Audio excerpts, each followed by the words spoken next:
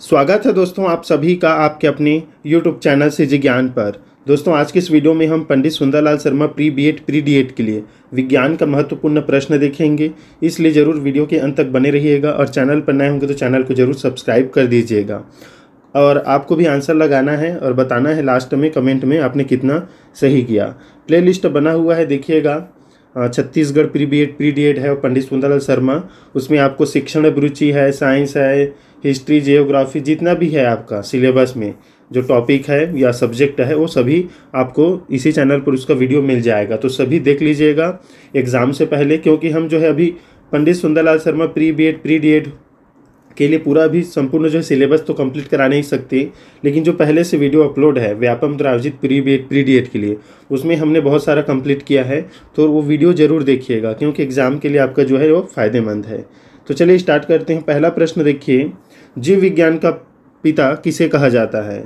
मतलब बायोलॉजी जो है उसके फादर किसे कहा जाता है, इसमें पूछा जा रहा है। चार्ल्स डार्विन है, लिनियस है, अरस्तू है या मेंडल है?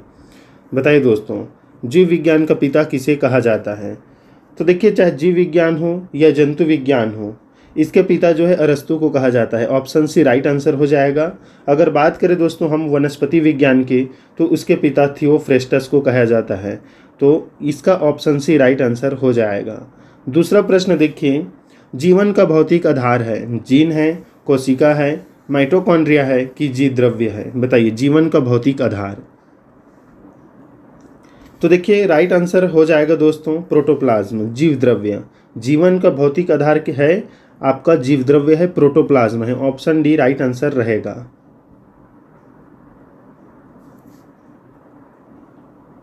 तीसरा नंबर प्रश्न है, सर्वप्रथम कोशिका का पता किसने लगाया था? स्लाइडेन ने, रॉबर्ट हुक ने, स्वान ने या डार्विन ने? महत्वपूर्ण प्रश्न है, सर्वप्रथम कोशिका का पता किसने लगाया था?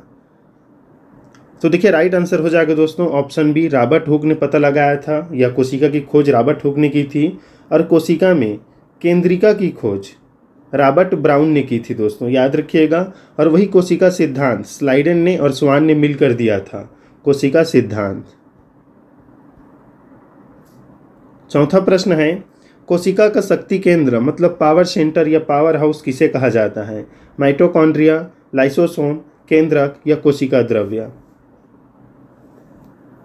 कोशिका का शक्ति केंद्र किसे कहा जाता है? तो देखिए दोस्तों, कोशिका का पावर हाउस या ऊर्जा गृह ये कहा जाता है माइटोकॉन्ड्रिया को। ऑप्शन ए राइट आंसर हो जाएगा। वही लाइसोसोम की बात करें तो इसे आत्महत्या की थैली कहा जाता है। पांचवा प्रश्न है, कौन सी पादप कोशिका को जंतु कोशिका से विभेदित करती है? मतलब कौन सी पादप कोशिका को जंतु कोशिका से अलग करती है? कोशिका भित्ति, पर्णहरित, सेंट्रियोल या ये सभी? महत्वपूर्ण प्रश्न है। अलग आप विभेद कैसे कर पाएंगे प्लांट सेल में और एनिमल सेल में? तो कोशिका भित्ति सेल वाल है, पर्णहरित है आपका क्लोरोप्लास्ट और सेंट्रियोल है। तो इससे जो है आप विभेदित या अलग कर सकते हैं। तो ऑप्शन डी राइट आंसर हो जाएगा। ये जितना है कोशिका भित्ति प्लांट में पाया जाता है, पर्णहरित प्लांट में पाया जाता है, सेंट्रियोल भी प्लांट में पाया जाता है। ये जंतु कोशिका में नहीं पाया जाता। वही प्रश्न आ गया, किस कोशिकाओं को आत्महत्या की थैली कहा जाता है? राइट आंसर है ऑप्शन बी, लाइसोसोम। लाइसोसोम को आत्महत्या की थैली कहा जाता है और ये महत्वपूर्ण प्रश्न है।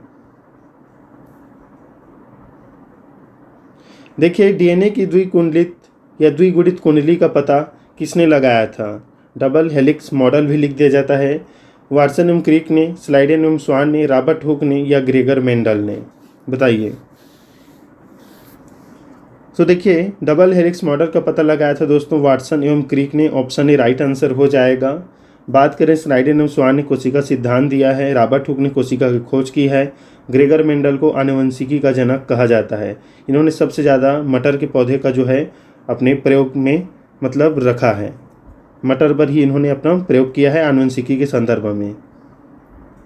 आठवां प्रश्न है, डीएनए का प्रमुख कार्य क्या होता है? प्रोटीन संश्लेषण, कोशिकीय श्वसन, कोशिकीय परिवहन, आनुवंशिक क्रियाओं का संचालन? बताइए डीएनए का प्रमुख कार्य क्या होता है?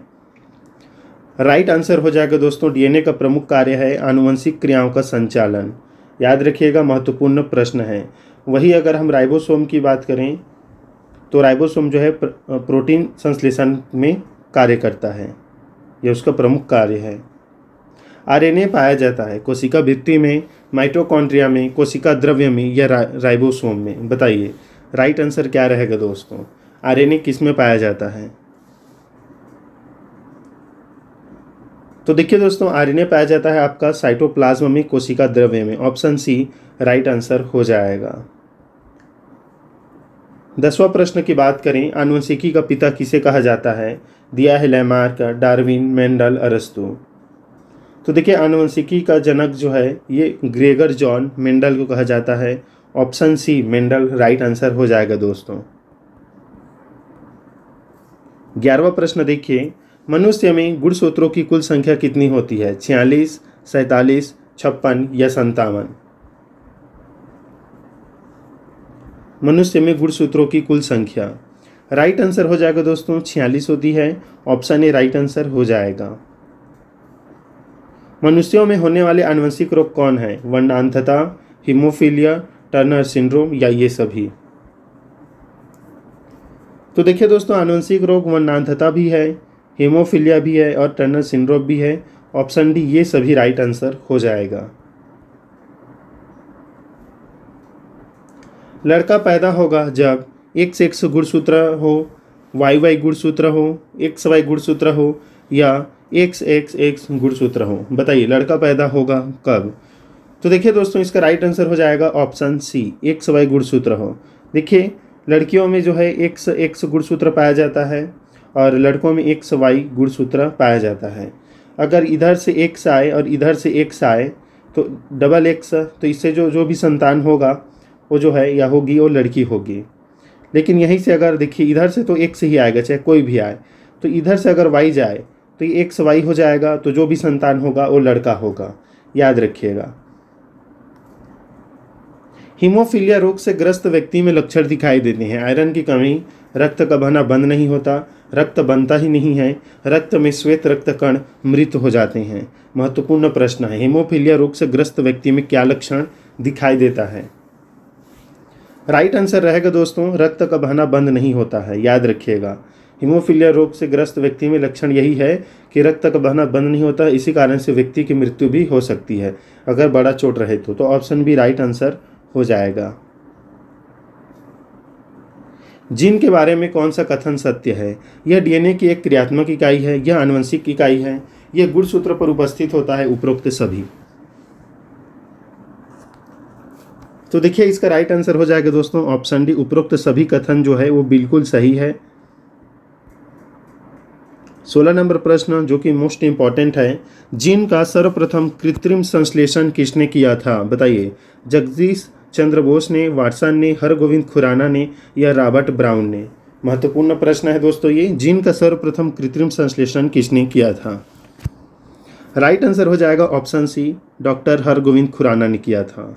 ये कई बार पूछा गया प्रश्न है दोस्तों। प्राकृतिक चयन के सिद्धांत का प्रतिपादक का नाम क्या है? चार्ल्स डार्विन, लैमार्क, अरस्तू या हरगोविंद खुराना? प्राकृतिक चयन का सिद्धांत। तो देखिए दोस्तों, प्राकृतिक चयन के सिद्धांत का प्रतिपादक हैं Charles Darwin. Option A right answer हो जाएगा। 18 नंबर प्रश्न है, आनुवंशिकी संबंधी प्रयोग के लिए मेंडल ने किस पौधे का चुनाव किया था? मटर है, डहेलिया है, सरसों है, गेहूं है? हमने पहले बताया है मटर का चुनाव किया था। ऑप्शन ए राइट आंसर हो जाएगा इसमें। देखिए 19वां प्रश्न है, एक वर्णांध व्यक्ति में किस रंग की पहचान नहीं होती है? मतलब वो किस रंग की पहचान नहीं कर पाता है अगर उसे वो बीमारी हो, वर्णांधता बीमारी। लाल व पीला का, हरा व पीला का, लाल व नीला का, लाल व हरा का? बताइए राइट आंसर इसका हो जाएगा दोस्तों ऑप्शन डी, लाल व हरा का। इसी कारण से रेलवे की जो भी भर्ती आती है दोस्तों, इसमें वर्णांधता जो है इसकी जांच की जाती है, क्योंकि लाल व हरा जो रंग है इसका जो उपयोग है रेलवे में किया जाता है और ये बहुत ज़रूरी है कि उसे फ़र्क पहचान में आए। इसी कारण से इसका चेक जरूर किया जाता है रेलवे जैसे एग्ज़ाम में। तो 19 का राइट आंसर ऑप्शन डी हो जाएगा। देखिए अब एक नया प्रश्न है, यहाँ से स्टार्ट हो रहा है। एक कोशिकीय जंतु अमीबा एवं युग्लिना को किस संघ के अंतर्गत रखा गया है? बताइए पोरीफेरा, सिलेंट्रेटा, एम्फीबिया, प्रोटोजोआ? महत्वपूर्ण प्रश्न है। अमीबा क्या है दोस्तों? युग्लिना क्या है? तो ये है दोस्तों एक protozoa. Option D right answer हो जाएगा। प्रोटोजोआ है ये। तो अमीबा यूग्लिना किस संघ में रखे जाएंगे? प्रोटोजोआ में। दूसरा प्रश्न देखिए जो कि मोस्ट इंपॉर्टेंट है, मेढक में श्वसन किस अंग द्वारा होता है, मतलब वो सांस किस अंग से लेता है? त्वचा से, क्लोम से, फेफड़ा से या इन तीनों से? तो देखिए इसका राइट आंसर हो जाएगा दोस्तों, मेढक जो है श्वसन त्वचा से भी लेता है, क्लोम से भी और फेफड़ा से भी। तो ऑप्शन डी उपयुक्त तीनों ये राइट आंसर रहेगा। तीसरा प्रश्न ध्यान से देखिए, वास्तविक मछली कौन सी है? स्टारफिश, ब्रिटल स्टार, हिप्पोकैम्पस, सी ककम्बर। बताइए वास्तविक मछली कौन सी है? मोस्ट इंपॉर्टेंट प्रश्न है। वास्तविक मछली राइट आंसर हो जाएगा दोस्तों ऑप्शन सी हिप्पोकैम्पस। याद रखिएगा ये वास्तविक मछली है। चौथा प्रश्न, मेढक किस वर्ग का जंतु है? ऑस्टिकथीस, एम्फीबिया, सरीसृप, कॉन्ड्रिक्थीस। मेढक किस वर्ग का जंतु है? राइट आंसर होगा दोस्तों ऑप्शन बी एम्फीबिया। याद रखिएगा एम्फीबिया वर्ग का है, जल और थल दोनों में जो है रह सकता है, सांस ले सकता है, इसलिए एम्फीबिया वर्ग में रखा गया है। स्तनियों का हृदय कितने कोष्ठ का होता है? और ये एम्फीबिया जो है रेंगने वाले जंतु होते हैं, पैर से भी चलते भी हैं, तो इसका अलग अलग जो है लक्षण है। स्तनियों का हृदय कितने कोष्ठक होता है दोस्तों? आपको बताना है 2, 3, 4 या 5। बताइए। तो देखिए स्तनियों के हृदय कितने कोष्ठक होता है? ये होता है दोस्तों आपके 4 कोष्ठक का। 2 आलिंद होता है, 2 नीलय होता है। तो इस प्रकार से स्तनियों में हृदय जो होते हैं वो 4 कोष्ठ में बटा होता है। छठवां प्रश्न है, स्तनधारी वर्ग में रक्त का सबसे अधिक तापमान किस जंतु में पाया जाता है? मोस्ट इंपॉर्टेंट, भैंस, बकरी, मनुष्य, व्हेल। बताइए सबसे अधिक तापमान किस जंतु का होता है रक्त में, मतलब उसके तापमान? राइट आंसर हो जाएगा ऑप्शन बी दोस्तों बकरी का। मछलियां किस अंग से सांस लेती है? नाक, त्वचा, गिल या मुंह? तो देखिए गिल्स इसका राइट आंसर हो जाएगा ऑप्शन सी। बहुत ही आसान से ये जो प्रश्न है। सबसे बड़ा स्तनधारी का नाम क्या है? हाथी है, डॉल्फिन है, मनुष्य है, ब्लू व्हेल है। बताइए दोस्तों सबसे बड़ा स्तनधारी का नाम क्या है?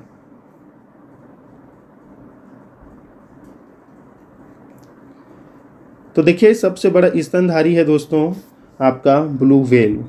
लगभग 30 हाथी के बराबर होता है इसका जो आकार है वो। तो ऑप्शन डी राइट आंसर हो जाएगा और ये जो है स्तनधारी है। 9वां प्रश्न, विश्व का सबसे छोटा पक्षी कौन सा है? एमू, कीवी, ये कीवी रहेगा, हमिंगबर्ड, गौरैया। बताइए विश्व का सबसे छोटा पक्षी। राइट आंसर हो जाएगा दोस्तों हमिंगबर्ड। हमिंगबर्ड जो है विश्व का सबसे छोटा पक्षी है। कमेंट में बताइएगा दोस्तों सबसे बड़ा पक्षी कौन सा है? कशेरुक जंतु के शरीर का सर्वाधिक कठोर भाग होता है? इनेमल, दांत, जांग की हड्डी, कलाई की हड्डी। बताइए जो कशेरुकी जंतु है उसके शरीर का सर्वाधिक कठोर भाग कौन सा होता है? राइट आंसर हो जाएगा दोस्तों दांत का इनेमल। याद रखिएगा ऑप्शन ए राइट आंसर हो जाएगा। व्हेल में श्वसन किस अंग से होता है? मोस्ट इंपॉर्टेंट प्रश्न है। गिल से, त्वचा से, फेफड़ा से या मुंह से? बताइए व्हेल में श्वसन किस अंग से होता है? राइट आंसर हो जाएगा दोस्तों ऑप्शन सी फेफड़ा से। स्तनधारी है, फेफड़ा से श्वास होगा इसमें, तो ऑप्शन सी राइट आंसर हो जाएगा। 12वां प्रश्न जो कि मोस्ट इंपॉर्टेंट है, कई बार पूछा गया है।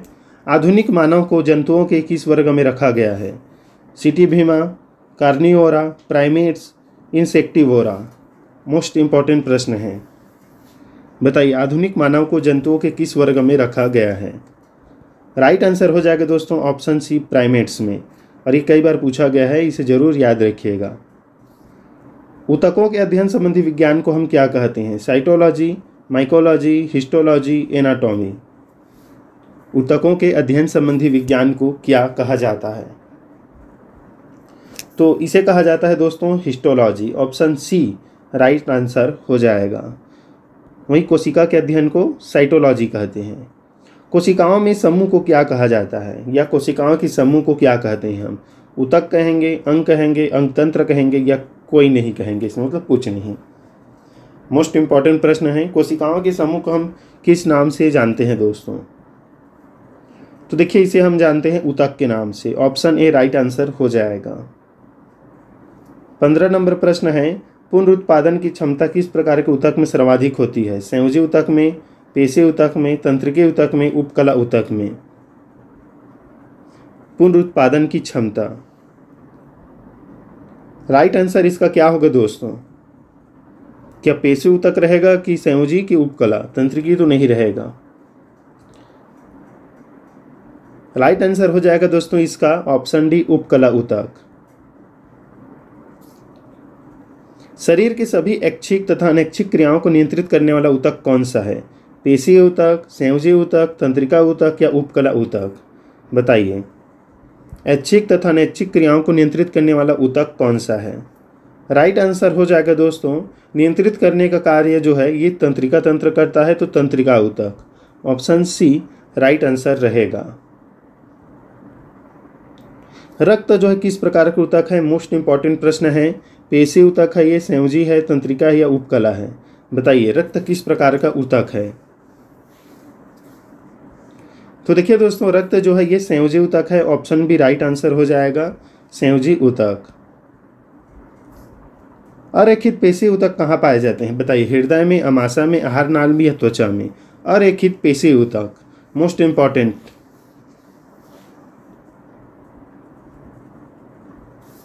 राइट आंसर हो जाएगा दोस्तों अमाशय में, स्टमक में। 19वां प्रश्न है इसमें, संयोजी ऊतक के उदाहरण है, बताइए। लिम्फ, हड्डियां, प्रोटीन या ये सभी? संयोजी ऊतक के उदाहरण हैं। तो देखिए दोस्तों, हड्डी एक संयोजी ऊतक है, लिम्फ भी एक संयोजी ऊतक है और प्रोटीन भी।